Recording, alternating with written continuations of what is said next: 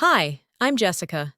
This is the story about the birthday my parents missed for the third year in a row, and the quiet unraveling that followed. It's not just about a forgotten day, it's about realizing that sometimes the people who are supposed to love you most can be the ones who hurt you deepest. The morning sunlight streamed through the curtains, casting a pale glow across the living room. My apartment was quiet, except for the faint hum of the refrigerator and the soft ticking of the clock on the wall. It was my birthday, the one day I secretly hoped they'd remember. Not with grand gestures, just a call, a text, something. I stared at my phone. No missed calls, no messages, nothing. The sting hit harder than I expected. I had prepared everything: balloons tied to the back of my chair, a small chocolate cake from the bakery down the street, and a card left unopened on the kitchen counter. It wasn't about the gifts. It was about their presence, or the absence of it. 3 years. 3 years since they showed up for me on my birthday. I let out a breath I hadn't realized I was holding and sank into the couch, clutching the card as if it could shield me from the emptiness. My mom and dad, Linda and Robert, had been distant for as long as I could remember. Divorced, sure, but that wasn't the whole story. It was as if they'd made an unspoken agreement to erase me from the celebrations that mattered. The phone finally buzzed. My best friend Sarah's name flashed on the screen.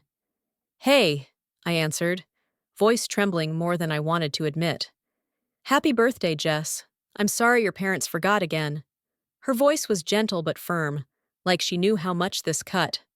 "I don't know why it hurts this much every time. You'd think after 3 years I'd be used to it," I said, eyes fixed on the unopened card. "Because it's not just a birthday, it's them saying you're not worth the time." Her words echoed in my head long after the call ended. Later that afternoon, as I tried to push the sadness aside, a package arrived. No return address. Curiosity battled with dread as I carefully unwrapped the box. Inside lay a small vintage locket, the one my mother used to wear before the divorce. It was scratched, worn, but unmistakably hers. Tucked beneath it was a folded letter, the handwriting unmistakably my mom's. My hands trembled as I unfolded it.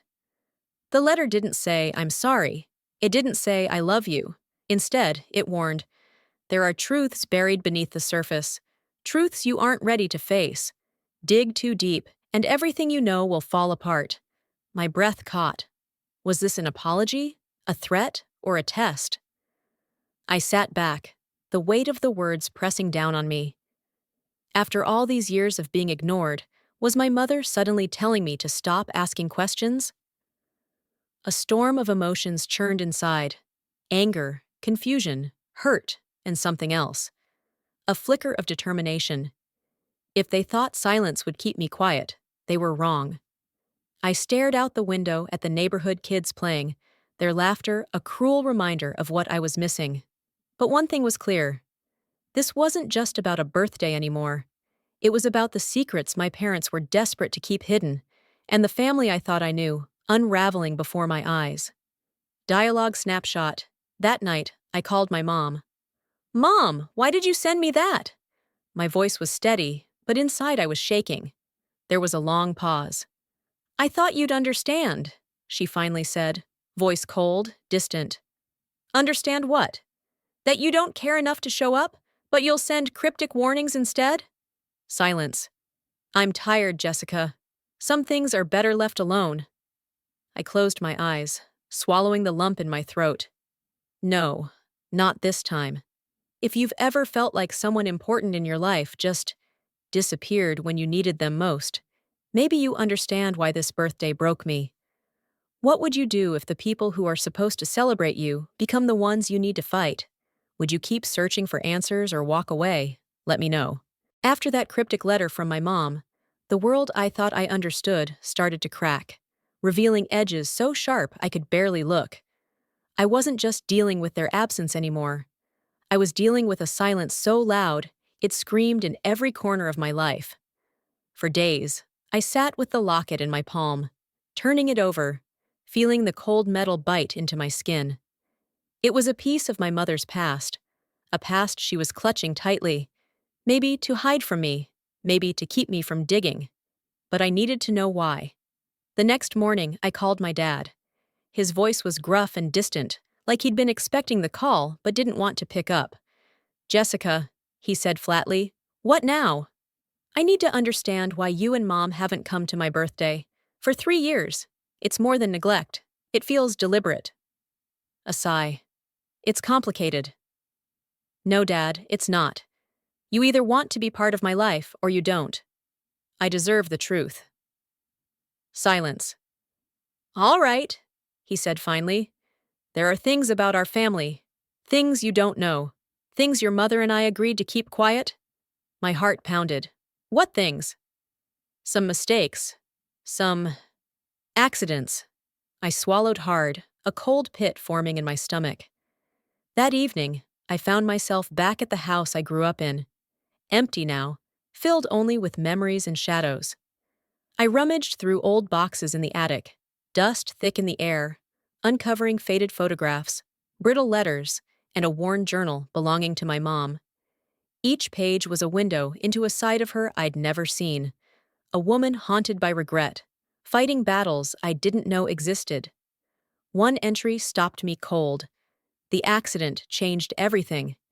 If Jessica knew the truth, she would never forgive us. We had to protect her, even if it meant breaking her heart. What accident? What truth were they so desperate to bury? In the days that followed, I reached out to family friends, neighbors, anyone who might know what was hidden behind that word. Piece by piece, a picture emerged. Years ago, there had been a serious car accident involving my parents and another family. A tragedy that was quietly settled, shielded from public eyes. My parents blamed themselves, but more than that, it seemed they blamed me, or at least feared I would never forgive them. I felt like a ghost, punished for something I didn't even know existed. I confronted my mom one afternoon, voice shaking but steady. "Mom, why didn't you tell me? Why did you let me believe you didn't care?" Her eyes, usually so guarded, flickered with something I hadn't seen before. Pain, shame, maybe fear. "We were protecting you, Jessica. Some truths. They can destroy families." "But it destroyed me," I whispered. "You didn't just protect me, you erased me." She looked away, silent. That night, I lay awake thinking about what I'd learned. The more I uncovered, the more tangled the story became. I realized this wasn't just about one forgotten birthday. It was about secrets layered deep, lies built to protect, but only causing more damage. And it was clear, if I wanted peace, I'd have to face those secrets head on. "Do you think they ever really wanted me around?" I asked Sarah one night. Sarah looked me in the eye. "Jessica, sometimes love gets lost under fear and guilt, but you deserve more than being a secret." Her words settled like a weight on my chest. I wasn't just fighting for a birthday. I was fighting for the right to be seen. What would you do if the people you trusted most built walls of silence around the darkest parts of your life? Would you knock them down or walk away? The silence between my mom and me stretched longer than I expected when I confronted her about the letter, the locket, and the ghosts lurking in our family history. I thought I knew what distance felt like. 3 birthdays missed, cold phone calls, veiled warnings. But that silence was something else. It was a wall. Thick, impenetrable, and built to keep me out. A week after our conversation, I found myself standing on her doorstep, my hand poised but hesitant to knock. I wasn't sure if I was seeking answers or just trying to break the spell of her absence. When she opened the door, her face was guarded. There was a flicker of surprise, quickly replaced by that familiar mask of composure. "Jessica," she said softly, "what are you doing here?" "I need to talk. Really talk," I said, stepping inside, the stale smell of old wood and fading perfume hitting me. She didn't lead me to the kitchen like old times, instead guiding me to the living room, a space that felt like a stage for countless silent performances. As I sat across from her, the conversation twisted between fragile attempts at normalcy and sharp edges of truth. Why did you send me that letter? What are you so afraid I'll find out? I asked, voice tight. Mom's eyes flicked to the floor. Because some things can't be undone. Some truths change everything. And what truth is that? I pushed. She sighed, finally dropping the pretense. There's more to your childhood than you know. More to why we pushed you away. My heart sank. I deserve to know. She hesitated, then spoke quietly. You have a sister, Jessica. Megan. Those words hit like a punch. I blinked, trying to process. A sister? The word tasted foreign, like a stranger invading a story I thought was mine alone. Yes, she's your half-sister, your mother's daughter from another marriage. I sat back, mind racing. Why hadn't I heard about her? Why was this secret locked away, just like everything else? Why now? Why tell me this after all this time? Mom's voice cracked. Because the walls are closing in, and because I fear losing both of you. The next day, I tracked down Megan. She wasn't what I expected. Younger, yes, but tough, guarded, and scarred by her own family battles. Our first meeting was icy. I didn't ask for this, she said bluntly, arms crossed. Neither did I replied. But we're family. Maybe it's time we figured out what that means. As we peeled back layers of shared history, Megan revealed her own struggles. A childhood marked by favoritism, control, and silence, not unlike mine, but with different wounds. Our stories tangled, creating a complex web of pain and betrayal spun by the people who were supposed to protect us. One afternoon, over coffee in a cramped cafe, Megan's voice softened. Mom always said I was the golden child, the one who'd fix everything, but it was just another cage. I nodded. I felt invisible, like I was being erased. She looked at me, eyes wary. Maybe together we can break the cycle. But that fragile hope was shattered when I stumbled upon emails between my mom and a relative, someone I'd trusted. The messages weren't just about keeping Megan and me apart. They plotted to isolate me from family inheritance, to paint me as the outsider. That night, I sat in my apartment, the weight of betrayal pressing down like never before. The very people who should have loved me were weaving a story where I didn't belong. A cold rage bubbled up, mixing with the ache of abandonment. I whispered to the empty room, "This ends now." I called Mom again. "You lied. You used me as a pawn," I said, voice shaking. Her response was chilling. Sometimes lies are the only way to survive. Not when they destroy your child. The day Megan first mentioned Aunt Claire's name, I felt a chill crawl up my spine. It was as if the whole fragile world we'd started to build, on truths half-spoken and wounds barely tended, was about to collapse entirely. We met at a quiet coffee shop, the kind with cracked windows and mismatched chairs, the air heavy with the scent of roasted beans and stale pastries. Outside, the city's hum felt distant, like a soundtrack to a scene I wasn't sure I belonged in. Megan's hands wrapped tightly around her cup. Her eyes, usually guarded, were sharper today, and something in her voice was strained. "I found out something," she said finally, voice low. "Something you need to hear." I leaned in, my heart thudding with a mix of dread and hope. "It's Aunt Claire, Mom's sister." My breath caught. Aunt Claire, always the quiet presence at family gatherings, the one who smiled too little and watched too closely. I had trusted her without question, or thought I had. "She's been pulling the strings behind the scenes," Megan continued, eyes flicking around the room, as if the shadows themselves might be listening. "Turning people against me. Against you. Trying to keep us apart." I stared at her, the pieces sliding into place in a way that made my stomach twist. "Why would she do that?" Megan's lips pressed into a thin line. "Control, power. She likes the family torn apart, feels stronger when she can play us against each other." It was the first time I realized my family's fractures weren't just the result of neglect or old grudges. They were intentional, calculated, weaponized. Days passed in a blur of whispered phone calls and furtive meetings. Megan and I became conspirators in a silent war, piecing together the truth one broken fragment at a time.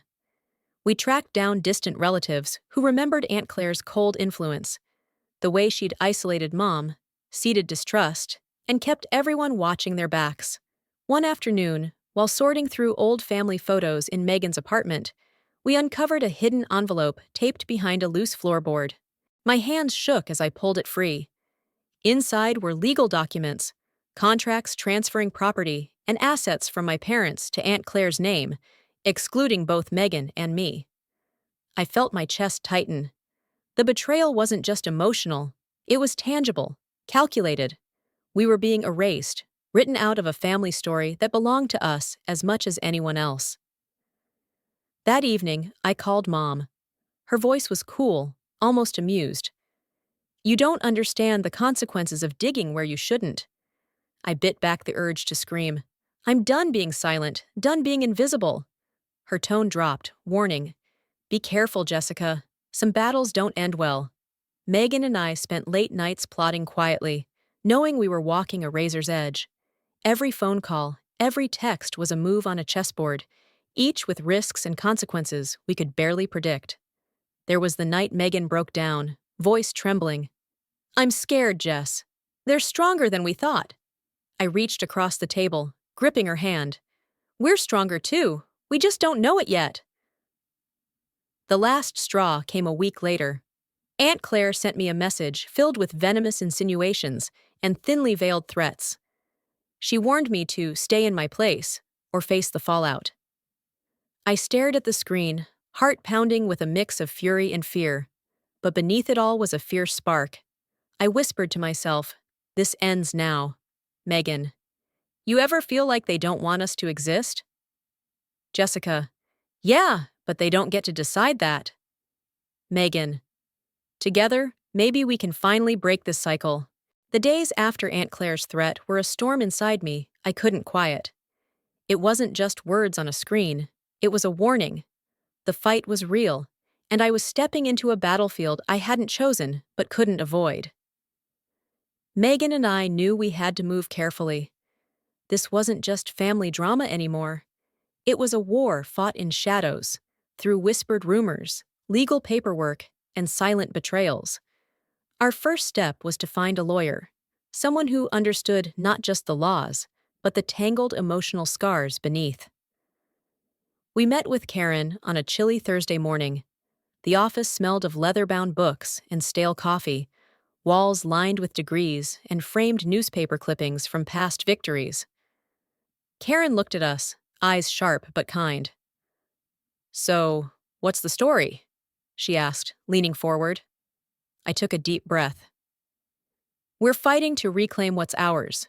Inheritance, but also our place in a family that's trying to erase us." Megan nodded.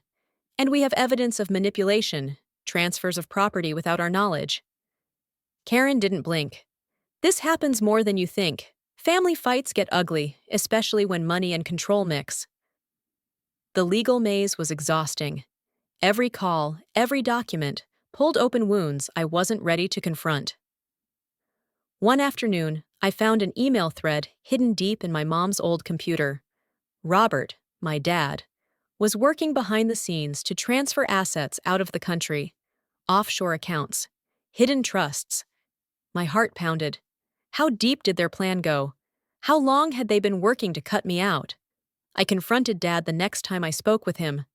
"Why are you doing this?" I demanded. He sighed, weary. "It's complicated, Jessica. You don't understand the pressures we're under." "Try me." His voice was quiet. "Your mother and Claire. They convinced me it was for the family's good." I felt the last thread snap. Megan and I weren't just battling Aunt Claire anymore. Dad was on their side. But we refused to give in. With Karen's help, we began gathering evidence for a legal challenge. We reached out to family members willing to talk, those tired of the lies and secrecy. Each story pieced together a clearer picture of control and fear wielded like weapons. The pressure mounted. Mom's calls grew colder. One evening, she warned me, Stop digging or you'll regret it. I responded calmly. I'm done hiding in the shadows. The turning point came unexpectedly. A distant cousin, once loyal to Aunt Claire, handed us a set of letters. Letters revealing Aunt Claire's strategy, how she'd isolated family members, manipulated wills, and poisoned relationships. Reading those letters, I felt a mix of vindication and sorrow. Vindication that we were right, sorrow for how much damage had been done. One night, Megan and I sat on the roof of her apartment, city lights sparkling beneath us, the cool wind a balm on our bruised hearts. I'm scared, Megan admitted. Me too, I said. But fear can't stop us. We have to fight, not just for what's ours, but for who we are. Megan, do you think they ever saw us as real threats? Jessica, no. That's why they underestimated us, but we're here, and we're not going anywhere. The day of reckoning arrived quietly at first, like the calm before a storm that would tear everything apart. Megan and I had spent weeks preparing for this moment, gathering evidence, lining up allies, rehearsing what we would say. But nothing could prepare me for the weight of walking into the room where my family's darkest truths would finally face daylight. The room was a nondescript conference hall rented for a family meeting. It smelled faintly of stale coffee and nervous tension. Across from me sat Linda, Aunt Claire, and Robert. Their faces were masks, some carefully composed, others cracking under the pressure. Mom's eyes locked with mine first. You think you can undo years of loyalty, lies, and sacrifices with a few papers? She asked, voice sharp but trembling. I swallowed the lump in my throat. This isn't about loyalty. It's about truth and justice, I replied steadily. The tension was electric. Aunt Claire sneered. You think the world owes you anything? You're nothing but a problem we tried to solve. Megan's hand found mine beneath the table. I squeezed it back, steadying myself. That's when the first twist hit. A distant cousin, a quiet woman, who had sat silently until then, stood up. I have something to add, she said, pulling out an envelope from her purse. She handed it to Karen, our lawyer. Inside were letters, handwritten notes from Aunt Claire, confessing to a deliberate campaign of manipulation and betrayal. The room went silent. The carefully constructed facade cracked. Robert's face paled. Mom's composure faltered. I felt a surge of vindication, but also a strange sadness, for the family that could have been, buried beneath decades of secrets. I did what I thought was necessary, Mom finally whispered, to keep us safe, to keep the family together. But at what cost? I asked. We weren't protected. We were erased. The final twist came when Aunt Claire lashed out, trying to pin everything on Robert, claiming he had masterminded the schemes. The accusation hung in the air, thick and heavy. In that moment, I realized the family I'd fought to reclaim was far more broken than I imagined. But so was I. Mom, you don't understand what I sacrificed. Jessica, maybe not, but I'm here now, and I'm not leaving until the truth is heard. Megan, we deserve better than shadows and silence. The weight of the confrontation lingered in the air long after the meeting ended. It was as if the walls themselves had absorbed years of silence and sorrow, and now they echoed with a new kind of sound, the sound of truth finally breaking free. I remember stepping outside into the fading light, the chill of the evening air biting at my skin, but it was nothing compared to the cold I'd felt inside all these years. I took a deep breath, letting the coolness wash over me, grounding me. Megan was right beside me, her hand in mine, a small anchor in a sea of uncertainty. We did it, she said quietly, but I knew this was only the beginning. The days that followed were a whirlwind of emotions and decisions. Legal battles continued, but they felt different now. Not like fighting shadows, but building something real, something fair. I found myself facing a new challenge: how to heal from wounds carved so deep. Mom reached out one evening, her voice softer than I'd heard in years. I'm sorry, Jessica. I was scared. scared of losing everything, scared of failing you. But I see now how much I broke you. Her words hung between us, fragile and heavy. I didn't know if forgiveness was possible yet, but I chose to listen. More surprising was Megan's strength. Together, we decided to create something new from the ruins. We started small: weekend brunches, shared secrets, and late-night talks that weren't filled with anger but hope. The sisterhood that had once been shadowed by betrayal began to glow with possibility. One afternoon, as we sat overlooking the city skyline, Megan smiled and said, "This is just the start. We've taken back control, and nothing can take that from us." I nodded, feeling a fierce pride swell in my chest. I'm done being a victim. It's time to write our own story. And that's what I did. I poured my experience into my work, speaking up for those silenced by their own families. I shared my story, not for pity, but for power. Because sometimes, the most painful truths give birth to the strongest warriors. Megan, do you ever think about how different things could have been? Jessica, sometimes, but I'm focused on how good it can be now. Megan, me too. The final months were about rebuilding: trust, hope, and self-love. I surrounded myself with people who chose me every day, who saw me as whole. I learned that family isn't just blood. It's those who stand by you when everything else falls apart. Standing on my balcony one evening, watching the sunset paint the sky with hues of gold and pink, I whispered a promise to myself. No more silence. No more shadows. Just light. What happens after the storm passes?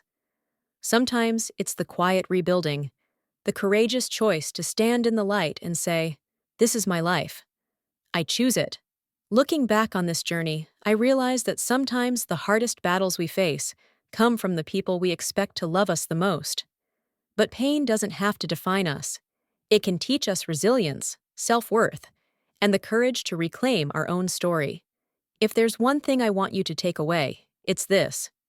No matter how deep the wounds, you have the power to rise above and build the life you deserve. What about you? Have you ever faced betrayal from someone close? How did you find your strength? I'd love to hear your thoughts, so please drop a comment below and share your story or where you're watching from. If this video touched your heart, don't forget to subscribe for more stories that inspire and empower. And if it didn't quite hit the mark, tell me why. I'm here to listen and grow with you.